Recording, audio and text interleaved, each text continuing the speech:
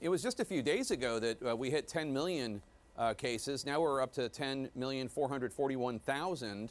I mean, it's spreading. Everything's going in the wrong direction, 242,000 deaths. And yet, President Trump, nowhere to be found. He's made no public comments on COVID since he lost the election.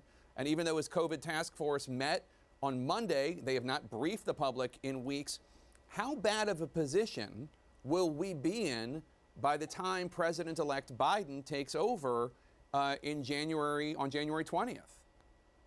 Yeah, I mean, I spent the weekend looking at a lot of these models, Jake, seeing what the similarities were, what could reasonably be expected by throwing a lot of public health interventions, non-pharmaceutical interventions as they're called, at the situation now. What, sort of you conclude is that sort of by the end of this year, this is actually according to the IHME model, by the end of this year, and I mean on December 31st, we would be at over 300,000 newly infected COVID patients a day.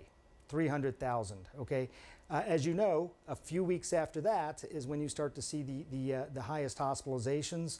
We think we could be at double the hospitalizations that we are right now, by the end of January.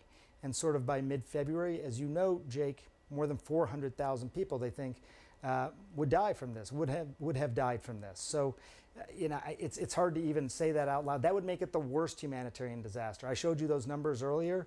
20 years we've been covering these types of stories. It would make it the worst that we've actually incurred.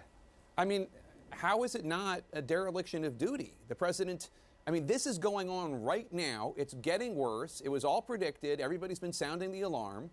President Trump has not announced any sort of revamping of testing, revamping of steps needed to be taken, contact tracing.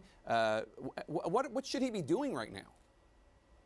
Well, I mean, there is, I'll be honest, if it were me, and I'm probably glad that nobody thinks it should be me, but I would hand this over to the Coronavirus Task Force and the CDC and say, get to work. Do daily briefings, let the American people know what's happening, create a national strategy. Nobody likes to hear the term lockdown, but there are some places that are spiraling out of control right now. Figure out if you can do circuit breaker sort of lockdowns, surge testing into those areas. You see in Ohio, they start to redline and they talk about mask mandates. We saw the same thing in Arizona. We saw Delaware. I don't know if we have this graphic, but in Delaware, I just get these hyper-local examples because I think it makes the case. They were surging. They were a metaphor for the country, 150% increase in overall cases. They did the three things. Not forever, but for a few weeks. Mask mandate, they stopped large public gatherings, and they had broad contacts tracing. What happened? They had a 100% decrease in deaths, Jake. 100% decrease 88% in hospitalizations, 82% in cases. It took about 3 to 4 weeks to see the manifestation of those interventions. It doesn't happen right away. It's not like a painkiller, but it does work. And so we know it works. We need to apply it nationally, and we need to do it now because these numbers are horrific. I had to tweet that out today. This is a humanitarian crisis. The Doctors Without Borders, they look at a globe and they say, what are the hottest spots on Earth? That's where we go to help.